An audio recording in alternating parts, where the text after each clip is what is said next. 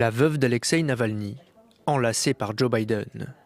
Ce jeudi, le président américain a rencontré à huis clos la fille et l'épouse de l'opposant russe mort en prison. Seules 2 photos de l'entrevue ont été diffusées par la Maison-Blanche.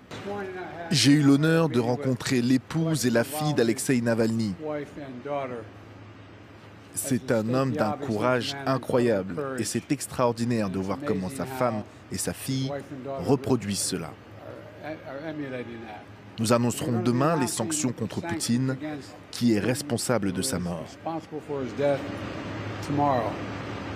Des sanctions contre le régime et ses alliés qui marquent aussi les 2 ans du lancement de l'invasion massive de l'Ukraine. 500 entités qui contribuent à l'effort de guerre russe, y compris dans des pays tiers, sont visées par l'administration américaine. Les États-Unis appellent aussi la Russie à restituer le corps de l'opposant à sa famille. Son certificat de décès mentionne une mort de cause naturelle, une version officielle contestée par les proches de la bête noire du Kremlin. Ce jeudi, la mère d'Alexeï Navalny a enfin pu voir sa dépouille. Elle dénonce des pressions des autorités. J'enregistre cette vidéo parce qu'ils ont commencé à me menacer. En me regardant dans les yeux, l'enquêteur m'a dit que si je n'acceptais pas des funérailles secrètes, il ferait quelque chose avec le corps de mon fils. Je ne veux pas de conditions spéciales, je veux simplement que tout soit fait conformément à la loi. Je demande à recevoir le corps de mon fils immédiatement.